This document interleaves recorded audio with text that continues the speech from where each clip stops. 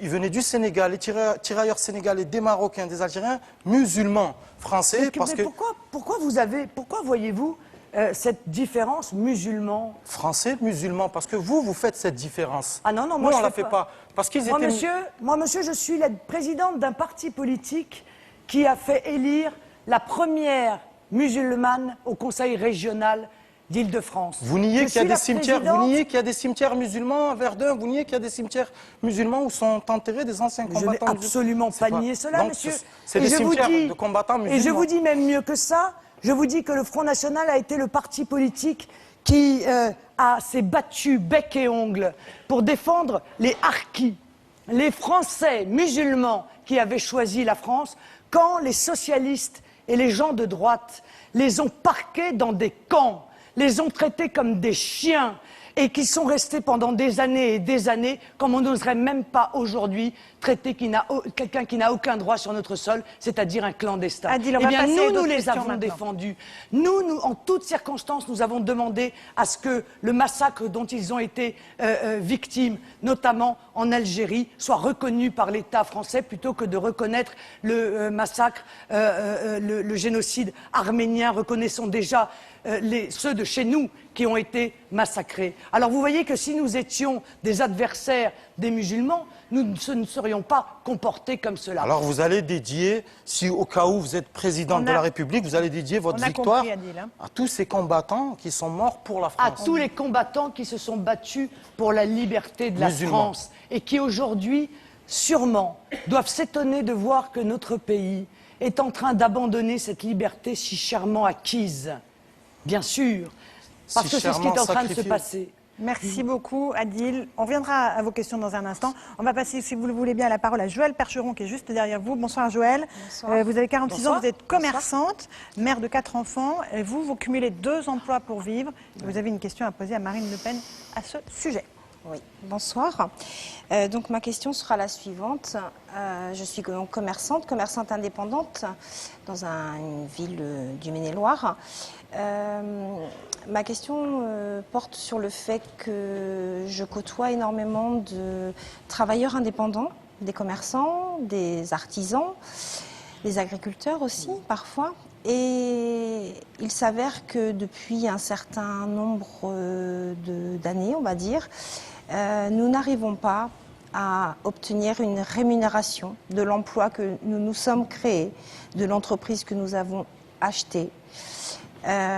Pour ma part, j'ai été obligée de travailler pendant près de 2 ans, un contrat aidé pour pouvoir subvenir aux besoins de ma famille. Est-ce que dans vos thèmes de campagne, on peut retrouver une réflexion, quelque chose qui pourrait aider les travailleurs indépendants, les commerçants indépendants, à avoir peut-être un allègement de charges? On cotise à tout va. On cotise pour l'emploi, sachant que si un jour, malheureusement, nous devons fermer boutique, nous n'obtiendrons aucune indemnité. Alors, la réponse de Marine Le Pen, Joëlle. Vous êtes les vrais patrons, les vrais petits patrons. Quand je dis les vrais, c'est qu'il y a des faux. Il y a des gros qui sortent des écoles, qui sont cooptés, qui mettent jamais un sou dans leur entreprise, qui licencient pour des raisons de profit sous la pression des actionnaires. Vous êtes des vrais patrons. Et bien souvent, c'est vrai que vous payez moins quand vous avez des salariés que vos salariés. Vous mettez votre propre argent dans votre entreprise au risque de le perdre. Et puis au risque aussi, quand l'entreprise se porte mal ou qu'elle tombe, eh bien de subir l'opprobre. La situation des petits patrons aujourd'hui en France est extrêmement préoccupante parce que c'est cette volonté d'entreprendre qui fait la force d'un pays. Et il faut bien admettre que je considère comme incompréhensible le comportement du président de la République et de son gouvernement qui, durant 5 ans, a aidé les grandes entreprises du CAC 40, alors qu'on sait qu'elles ne créent pas d'emplois et qui ne s'est jamais penché sur ce qu'on appelle les TPE, les commerçants, les artisans, dont on sait qu'ils sont quasiment la seule source d'emploi dans notre pays. Alors, j'ai fait toute une série de propositions pour les très petites entreprises, pour les commerçants. Et la première des propositions, c'est d'abord, en termes d'impôt sur les sociétés, de rendre cet impôt sur les sociétés plus progressif pour alléger cet impôt sur les petites entreprises. Et soumettre d'ailleurs aussi à l'IS ceux qui ne le sont pas. Pourquoi ? Parce qu'on se rend compte aujourd'hui que les tout petits patrons, eh bien, avec l'impôt sur le revenu, ils payent des sommes qui sont souvent assez considérables. Ils ne bénéficient pas de la possibilité de retirer de leur activité les charges qui sont les leurs, à la différence des sociétés. Je crois que ça, c'est profondément injuste. Mais de manière générale, on voit bien que plus la situation est difficile pour les consommateurs, plus la situation va être difficile pour les commerçants. Plus on fait le choix, comme l'a fait le gouvernement, de l'austérité, c'est-à-dire de contracter le pouvoir d'achat, et plus les commerçants vont être immédiatement les premières victimes. Parce que si vos clients ont moins de capacité pour acheter, eh bien vous allez voir évidemment vos bénéfices fondre. Or, vos charges, elles ne fondent jamais. Et notamment le système de santé auquel vous cotisez, qui devait améliorer votre situation, eh bien s'est avéré être un véritable gouffre qui vous coûte aujourd'hui plus cher que cela vous coûtait hier. Alors, baisser les charges des très petites entreprises, les financer, madame. Parce qu'en ce moment, j'imagine que pour trouver des financements auprès des banques, ça ne doit pas être très simple. C'est impossible. C'est impossible. Parce que les banques ne font pas leur travail. On leur donne de l'argent des contribuables, mais on ne leur impose pas de continuer à faire ce pourquoi normalement elles ont pourtant été créées, à savoir financer l'économie. Alors, j'ai proposé une solution qui m'apparaît avoir que des avantages. Il n'y en a pas souvent. Souvent, dans une solution, il y a des avantages et des inconvénients et il faut peser, mais là, elle n'a que des avantages. Nous allons créer un fonds de financement des TPE-PME, qui va être abondé par les 50 plus grosses capitalisations boursières, les grosses sociétés du CAC 40, qui vont verser 15% de leurs résultats à un fonds qui va donc être abondé de 12 milliards d'euros par an sur 5 ans. Eh bien, ces 12 milliards d'euros par an vont aller au financement des TPE et des PME.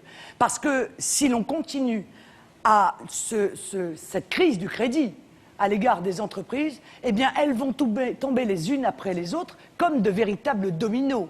Parce que vous savez bien, quand il y a une entreprise, il y a aussi des sous-traitants.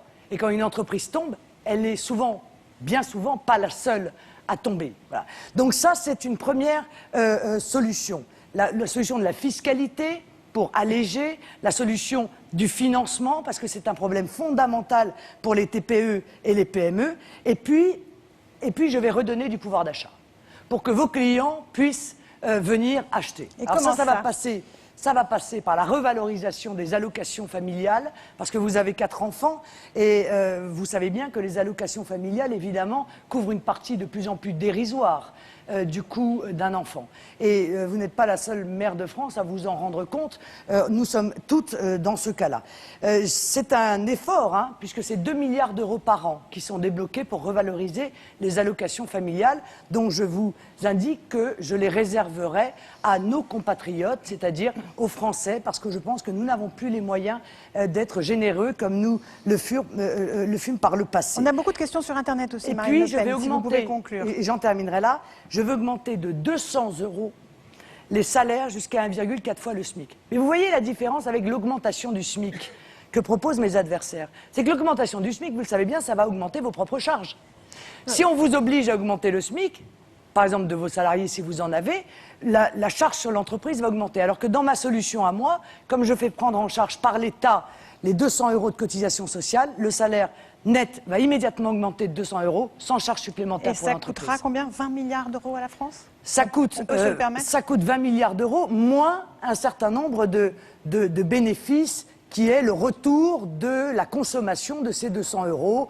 Vous savez très bien que quand on augmente les bas salaires, eh bien, il y a un retour de TVA, etc., etc. On a quelques questions d'internautes, Madame Le Pen. Pourquoi attaquez-vous plus l'UMP que le PS? C'est une question qui nous vient de Savoie.